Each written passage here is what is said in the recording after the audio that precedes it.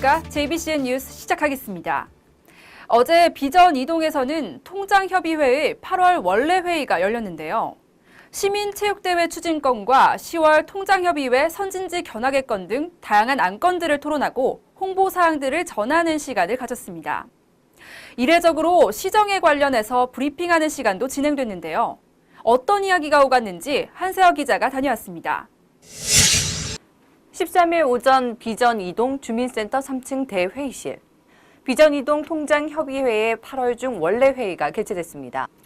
오늘 자리에는 김수우 평택시 의원과 서현옥 평택시 의원, 그리고 이태진 통장협의회장, 오은숙 비전 이동장 등 50여 명이 참석했습니다. 먼저 안건회의에 앞서 이례적으로 중요 시정사항에 대한 브리핑부터 시작됐습니다. 브리핑 내용은 모두 두 가지. 동부 고속화도로 추진 사항과 BRT 노선 계획에 관련된 사항입니다. 중백동에서 갈꽃리까지 15.3km 구간을 연결하는 동부 고속화도로는 2020년 완공을 목표로 하고 있습니다. 총 4,600억 원의 사업비가 들어가는 사업으로 현재는 사업 시행자 지정을 위한 검토 중에 있습니다. BRT는 도심과 외곽을 잇는 주요 도로에 급행버스가 운행되는 교통 시스템을 말하는 것으로 평택시에서는 지제 세교와 영신 등 모두 5개 지구에서 사업이 진행되고 있습니다. 지제역에서 안성 IC까지 이어지는 BRT 사업은 LH와 민간업체가 나눠 사업을 시행하고 있습니다. 김수 의원은 이런 중요한 시책 사업이 내가 사는 동네에서 진행되고 있는데도 시민들이 알고 있지 못하자 이 같은 자리를 마련한 겁니다. 아무도 모르고 있으니 주민자치위원도 BRT 노선이 뭔지 지금 용인으로 가는 동부 고속화 도로도 아까 통장님들도 전혀 모르고 계시잖아요. 알면서 상당히 편리해졌구나. 우리 지역에 이런 게 생겨서 참 그 서울 가는 데 있어서도 굉장히 편리하게 이용할 수 있겠다는 생각이 들어서 그러면서 시민들의 알 권리를 충족시켜주는 일은 시의원이 해야 하는 의무라고 생각한다며 앞으로도 시정 활동을 시민들에게 알리는 데 더욱 노력하겠다고 전했습니다.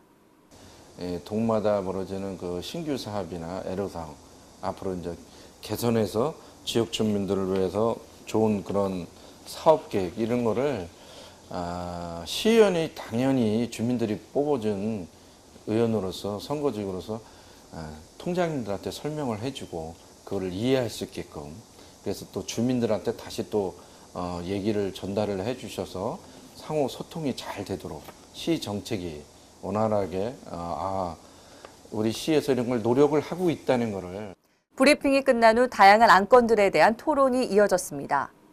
이번 회의는 2015년 비전 이동 주민과의 대화 추진 알림의 건을 시작으로 모두 21건의 안건들이 논의된 후 회의가 마무리됐습니다. JBCN 뉴스 한세아입니다. 네, 다음은 간추린 소식입니다.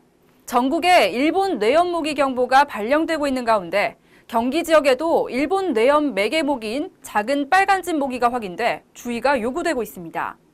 경기도 보건환경연구원은 지난 4월부터 이어온 모기 밀도 조사 중 8월 첫 주에 채집된 모기 가운데 일본 뇌염 매개 모기를 확인했다고 전했습니다.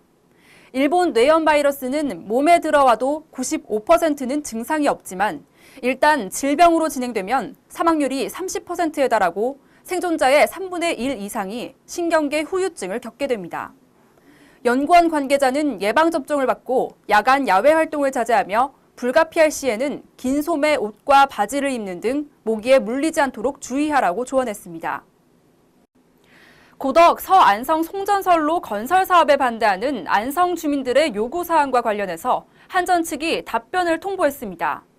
신온양 변전소에서 고덕 산업단지로의 송전선로 연결은 평택 고덕산업단지 전력 공급 등 당초 사업 목적과는 맞지 않아 대안이 될 수가 없다고 밝혔고 경과지 구성안이 도출됨에 따라 인가 근접 지역 등은 지중화를 검토해 최대한 반영할 예정이라고 전했습니다. 또한 주민 위주의 입지선정위원회를 통해 주민 의견을 적극 반영하고 충분한 협의를 통해 사업을 추진하겠다고 전했습니다. 평택시는 뉴타운 해제지구와 주택재개발 해제지역인 신장동과 지산동, 중앙동 일원에 분류식 하수관로를 설치한다고 13일 밝혔습니다. 하수관로 길이는 44.8km로 1,847가구가 혜택을 보게 됩니다. 총 사업비는 279억 원이며 오는 11월에 기본 설계를 마치고 내년 4월 착공해 2017년 12월 준공을 목표로 하고 있습니다. 일본 뇌연모기는 8월에서 10월 하순까지 활발한 활동을 보이는데요. 특히 영유아 어린이들에게 주의가 요구되고 있습니다.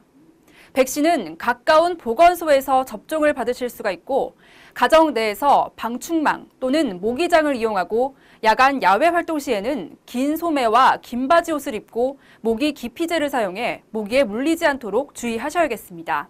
지금까지 진행의 김윤희였습니다. 시청해주신 여러분 고맙습니다.